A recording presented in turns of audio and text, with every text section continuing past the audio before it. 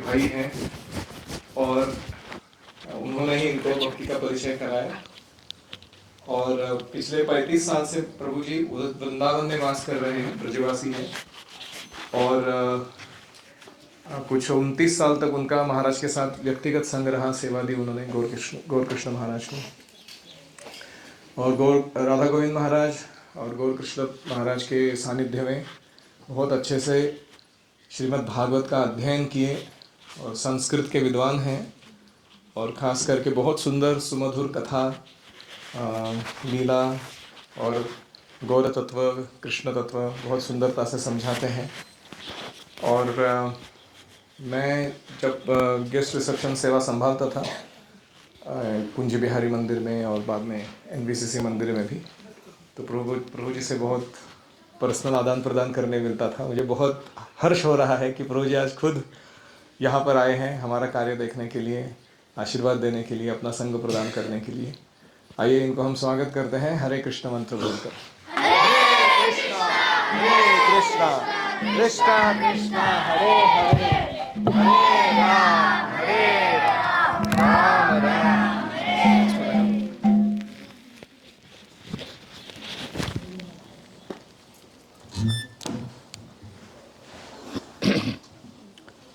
हरे कृष्णा कृष्णा कृष्णा हरे हरे, हरे राम राम राम हरे हरे। आप लोगों को देखकर बड़ा अच्छा लग रहा है।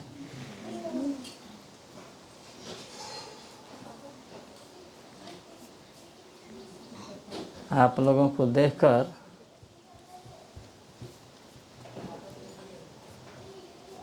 चौरासी में जब हम अपने गांव में गुरु महाराज को देखे थे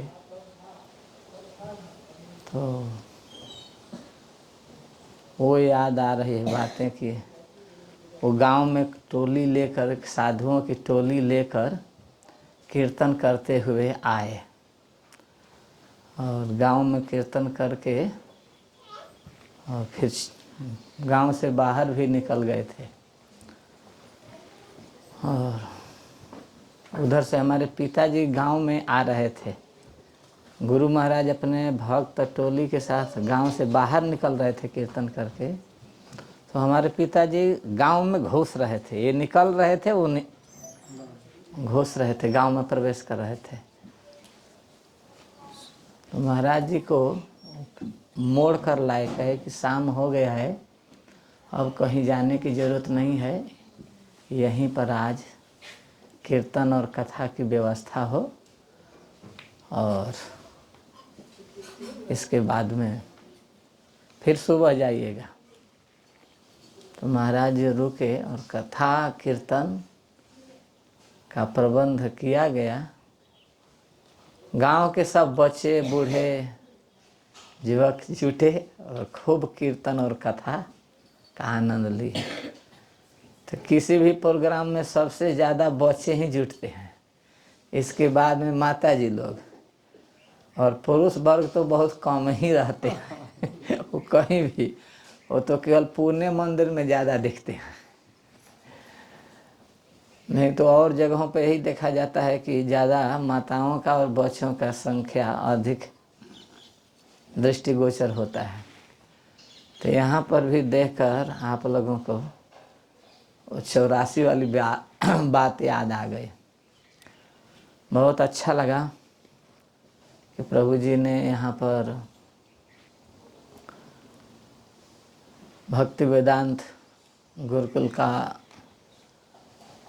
कार्यक्रम प्रारंभ किए हैं और शिक्षा दीक्षा प्राचीन पद्धति के अनुसार देने के लिए प्रयासरत हैं। यह बहुत अच्छा है। वास्तव में यही हमारी ऋषि परंपरा रही है, आर्यों की परंपरा रही है। ऋषि मुनि ऐसे ही जंगलों में या नदी के किनारे या पहाड़ के बीच वृक्षों के नीचे वृक्षावलियों में इस तरह के शिक्षा ग्रहण करते थे और बच्चों को देते थे। तो यह कार्य अत्यंत ही सराहनीय एवं प्रशंसनीय है। और इन्होंने बतलाया कि 4 से लेकर 12 तक यानी 12वीं कक्षा तक के बच्चों के लिए भी व्यवस्था की गई है। तो वास्तव में यही विद्या जीवन के लिए लोक दृष्टि से भी और परलोक के दृष्टि से भी उपादेय है, क्योंकि पहले की पद्धति ऐसे ही रही है कि 25 साल तक बच्चों को माता पिता गुरु जी के पास ले जाकर रख देते थे और 25 साल में गुरुजन ऐसे पढ़ा देते थे कि जिसको मन करे गृहस्थी में जाने के तो जाओ और जिसको मन करे विरक्ति में जाने की तो जाओ। शिक्षा सबको बराबर दी जाती थी। तो जो गृहस्थी में जाते थे वे भी पूरे जीवन में सुख की अनुभूति करते थे और जो विरक्ति में गए तो वे भी सुख की ही अनुभूति करते थे। ये हमारी आर्य परंपरा रही है, वैदिक परंपरा रही है, ऋषि मुनियों की परंपरा रही है। और सुख प्रदान करने वाली वास्तव में यही प्रथा है जिसको श्री प्रभु जी ने भक्ति वेदांत गुरुकुल के नाम से चला रहे हैं और आप सब यहाँ उपस्थित हुए हैं। बतला रहे थे 55 बच्चे हैं अभी ना। तो बहुत अच्छा है। आप लोगों को अच्छा लग रहा है ना? आनंद आता है? बहुत बढ़िया। उदास नहीं लगता है? नहीं। घर जाने का मन नहीं न करता है? नहीं। तो जिसका घर जाने का मन नहीं करता है तो विद्या ग्रहण करने के लिए शास्त्र में वर्णन किया गया है कि कौन व्यक्ति विद्या अर्जन कर सकते हैं बढ़िया से। तो उसमें एक वर्णन है गृह त्यागी। घर से दूर रहना चाहिए। घर से दूर रहने का मतलब कि अपने संबंधी जनों से दूर रहना, वो चाहे माँ हो, पिताजी हो, भाई बंधु मित्र दोस्त कुल कुटुंब रिश्तेदार आदि, उन सब से दूर रहना होता है। गृह त्यागी। काक चेष्टा, कौवे के समान चेष्टा होनी चाहिए। कौवा किसी काक पक्षी, समझ रहे हैं ना? कौवा कहते हैं, काक पक्षी कहते हैं। काक पक्षी की जैसी चेष्टा होनी चाहिए। काक पक्षी जब किसी चीज़ को लेना चाहता है तो बहुत ध्यान से और तीव्रता से देखता है। यद्यपि उसकी आँख एक है लेकिन 2 आँख के काम एक आँख से करता है। काक चेष्टा का मतलब समझना चाहिए कि एक आँख से 2 आँख के काम करता है। यानी 1 घंटे में 2 घंटे के काम करता है। वैसी चेष्टा होनी चाहिए, काक चेष्टा। हमने सुना है कि बाजीराव पेशवा, विश्वनाथ मल्हार भट्ट का पुत्र बाजीराव पेशवा, वो एक दिन सोते थे तो 3 दिन जगते थे।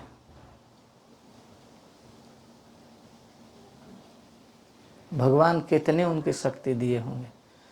1 घंटा सो लिए या 2 घंटे सो लिए तो 3 दिन नहीं सोएंगे तो उनका काम चलता था।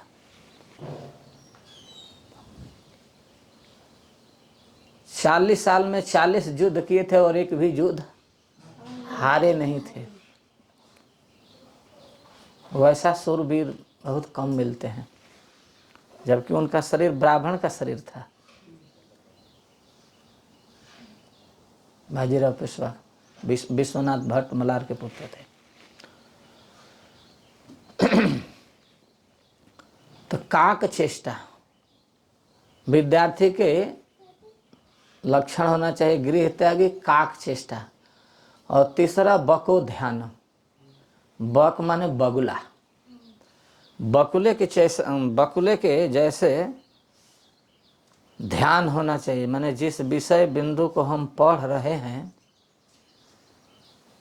जिस विषय वस्तु को हम जीवन में अपना रहे हैं, तो उसको पढ़ें और पढ़ने के बाद में चिंतन करें। जब बगुला किसी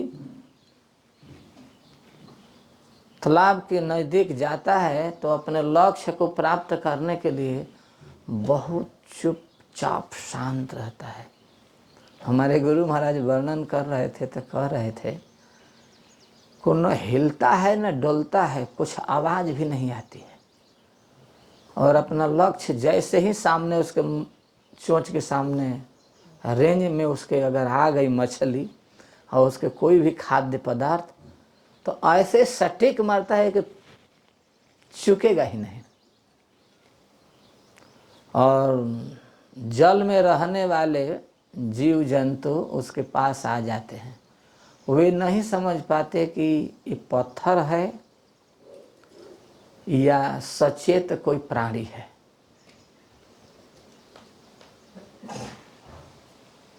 तो इस बात को क्यों कहा गया विद्यार्थी के साथ जोड़कर? इसलिए कहा गया कि जितना ध्यान से हम अपने विषय वस्तु पर गहन चिंतन करेंगे, वह बात उतनी ही बुद्धिस्त होगी, उतनी ही हृदयस्थ होगी।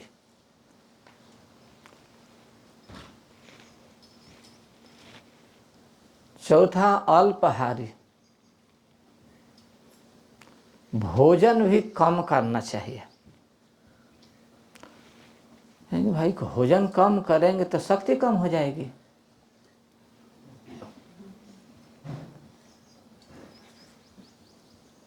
तो शक्ति अगर कम हो जाएगी तो गुरुजन फिर इस तरह के आचार्यगण इस बात बोले क्यों?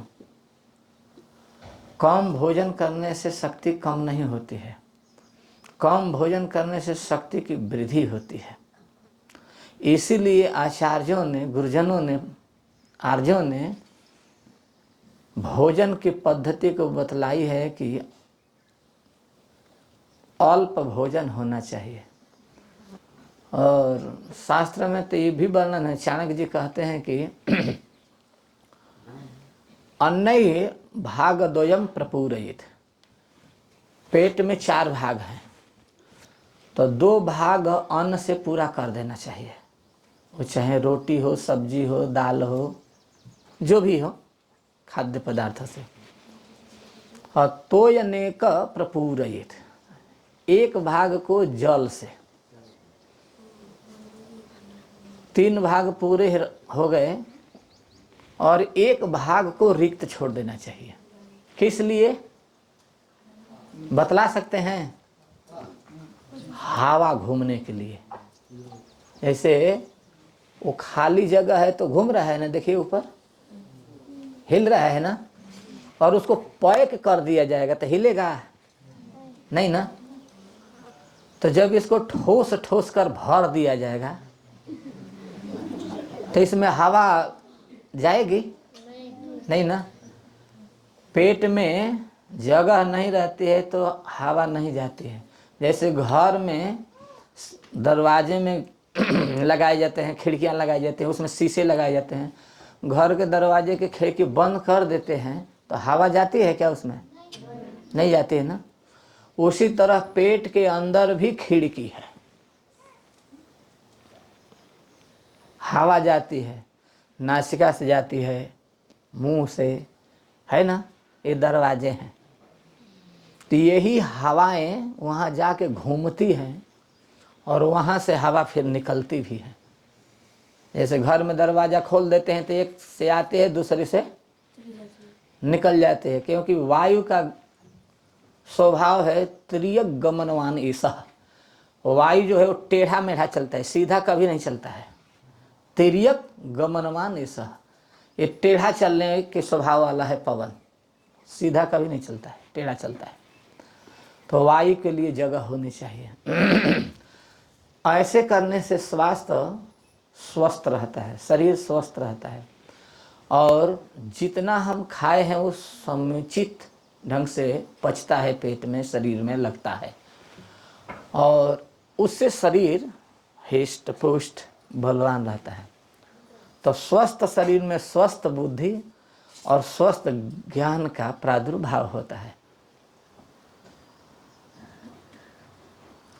और 4 हो गया, एक क्या है?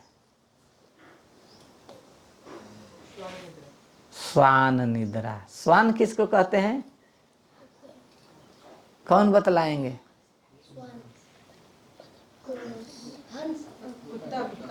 कुत्ता। विद्यार्थी को कम सोना चाहिए। स्वान कभी तोशक तकिया लगाकर नहीं सोता है कि सोता है? नहीं सोता है। तो विद्यार्थी को ऐसे ही सोना चाहिए। विद्यार्थी न पंच लक्षण, 5 लक्षण कहें या पंच लक्षणानि, 5 लक्षण होते हैं, जिसमें एक कूते के समान सोना कहा गया है। यानी कूता कब सोता है और कब जगता है कोई ठीक नहीं रहता है। उसी तरह विद्यार्थी को होना चाहिए कि कब सो लिए और कब जगकर अपने गुरु प्रदत्त विषय वस्तु को तैयार करने में लग गए।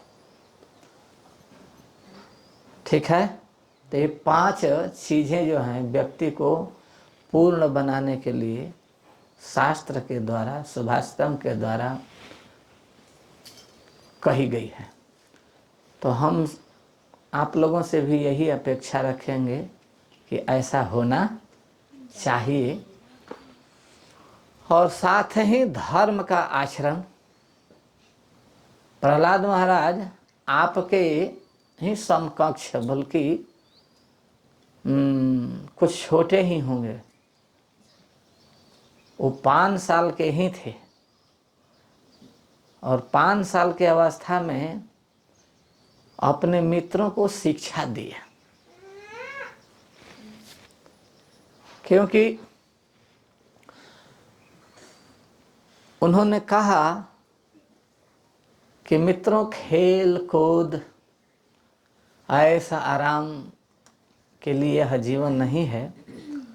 यह जीवन जो है बड़ा दुर्लभ जीवन है, और इस दुर्लभ जीवन को हम पा लिए हैं, तो ऐसा नहीं सोचना चाहिए कि ये हमेशा रहने वाला है। ये हमेशा रहने वाला है क्या? नहीं। पता है कि शरीर नहीं रहने वाला है, सबको पता है ना। तो 5 साल के अवस्था में ही अपने मित्रों से कहने लगे कि यह शरीर बड़ा दुर्लभ है, अनेकों जन्मों में भटकते भटकते भटकते भटकते तब मनुष्य के जन्म में आता। 84 लाख योनियों का वर्णन किया गया है। कितने? 84 लाख।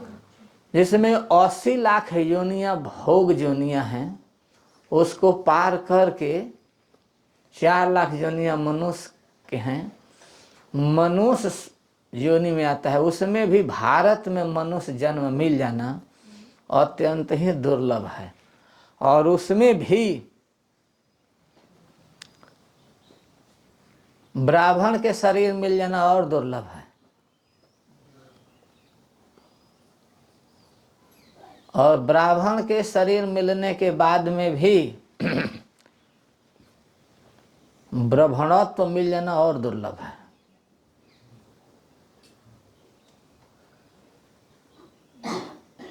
और ब्राह्मणत्व कहीं मिल भी गया तो वैष्णवत्व मिलना, वैष्णव बड़ी दुर्लभ होते हैं। और वैष्णव हो गए तो वैष्णवता भी बड़ी दुर्लभ है। और वैष्णवता मिल भी गई तो कभी कभी देखा जाता है कि विद्या नहीं रहती है। पढ़ाई लिखाई नहीं रहती है। ये बाह्य दृष्टि से बोल रहे हैं, किंतु यहाँ तो भगवान सब कुछ दिए हैं। अपने मित्रों को समझाते हुए कहते हैं कि बड़ा दुर्लभ है। विष्णु पुराण में कहा गया है कि दुर्लभो मानुषो लोके, मनुष्य दुर्लभ है लोक में, माने मनुष्य का जन्म दुर्लभ है।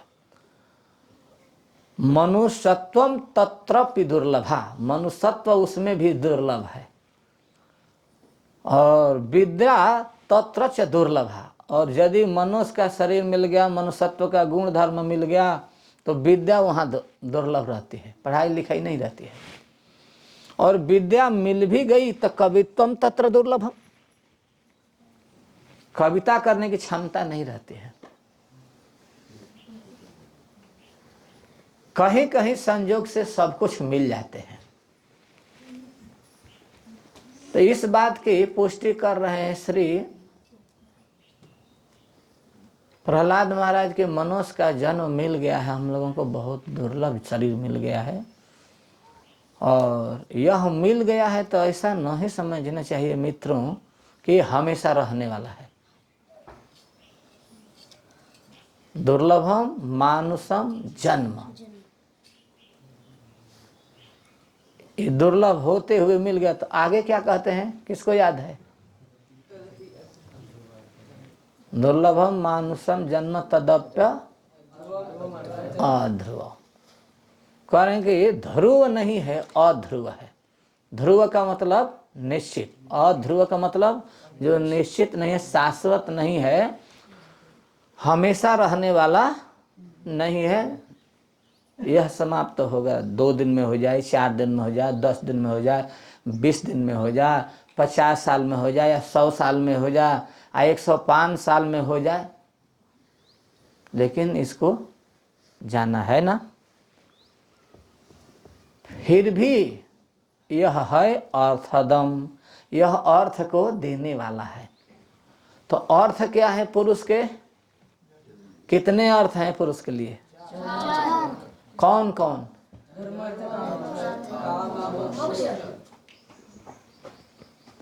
धर्म, अर्थ, काम, मोक्ष।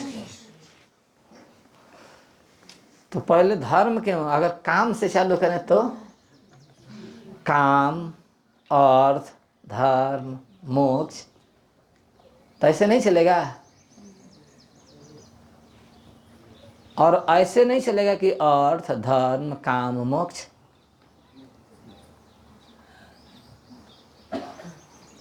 कैसा हूं कह लीजिए, चारों पुरुषार्थ हैं, अर्थ, धर्म, काम, मोक्ष। क्योंकि अर्थ से सिद्ध होते हैं कार्य। धर्म करते हैं, धर्म से अर्थ की प्राप्ति होती है, और अर्थ से काम की प्राप्ति होती है, और इसके बाद मोक्ष की प्राप्ति होती है। अर्थ के मतलब समझते हैं क्या? नहीं जानते हैं? अर्थ का मतलब होता है अर्थते प्रार्थते सर्वैः जनैः इति अर्थ, जिसको सभी लोग चाहते हैं उसको कहते हैं अर्थ। समझ में आया?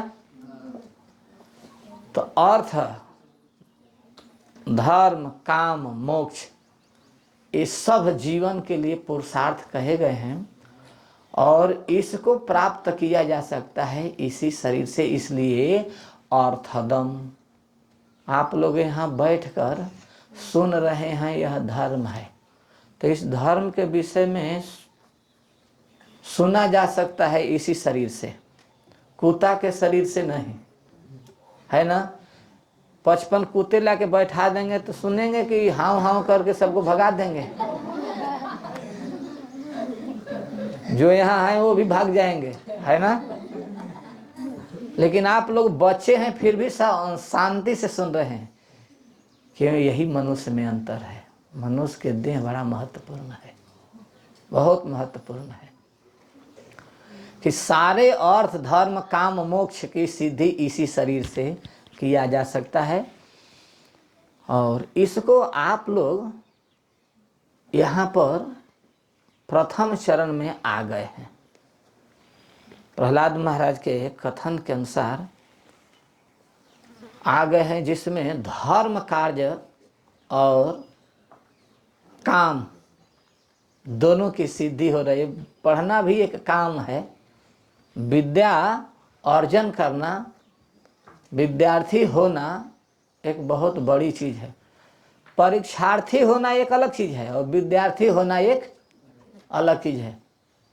परीक्षार्थी परीक्षायाः अर्थी इति परीक्षार्थी और विद्यायाः अर्थी इति विद्यार्थी। यानी जो विद्या को जानना चाहता है, समझना चाहता है, उसको तो कहते हैं विद्यार्थी। और जो जहाँ तहाँ से जुटाकर परीक्षा देकर पास हो लिया और नंबर ले लिया, लिस्ट दिखाता चलता है, उसको कहते हैं परीक्षार्थी। समझ में आया? तो पहले के बच्चे विद्यार्थी होते थे, गुरुकुल में जितने पढ़ते थे वो विद्यार्थी होते थे। परीक्षार्थी वैसे नहीं होते थे जैसे आजकल होते हैं। और गुरुकुल में सब पढ़ लेते थे, गुरुजन पढ़ा देते थे और उनका जीवन सुखमय रहता था। 25 साल में सब कुछ जान लेते थे। तो प्यारे बच्चों, आप लोगों को भी भगवान ने अवसर दिया है, इसलिए धर्म करना चाहिए। आप लोगों ने ठीक कहा कि पहले धर्म से ही चालू होता है। मैं तो वैसे ही घुमा रहा था। उन्होंने कहा कि कौमार याचरित प्राज्ञो धर्मान भागवतान इह, धर्म से चालू किया कि धर्म का आचरण करना चाहिए। तो किस धर्म का? धर्म तो बहुत सारे हैं और व्याख्या ज़्यादा नहीं करेंगे। धर्म तो बहुत सारे हैं, तो किस धर्म का प्रचार करें, किस धर्म का आचरण करें? तो सीधा सा कह रहे हैं भागवतान धर्मान आचरित, भागवत धर्म का आचरण करना चाहिए। और उसमें भी कब? कौमार इव, कौमारे इव, यानी 5 वर्ष से लेकर जब तक जीवन है तब तक भागवत धर्म का आचरण करना चाहिए। तो भागवत धर्म करने से, आज भागवत धर्म का आचरण करने से अर्थ, धर्म, काम, मोक्ष और प्रेम सब मिल जाएंगे। और यही जीव को सुखी करने के लिए सबसे सुंदर, सरल, सुगम उपाय है। और भगवान की कृपा से आप लोगों को मिल गया है। विद्या मध्य कौन विद्या है गुरुतर, राय कहे कृष्ण भक्ति बिना विद्या नहीं हार। तो कृष्ण भक्ति के साथ आप लोगों की पढ़ाई लिखाई चल रही है। यह बड़ा सौभाग्य का द्योतक है, बोधक है, सूचक है। इसमें आप लोग लगे रहें, करते रहें और ऐहिक और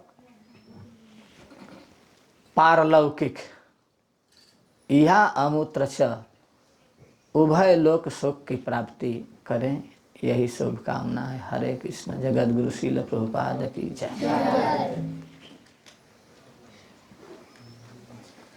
हरे कृष्णा कृष्णा कृष्णा हरे हरे, हरे राम राम राम हरे हरे। धन्यवाद।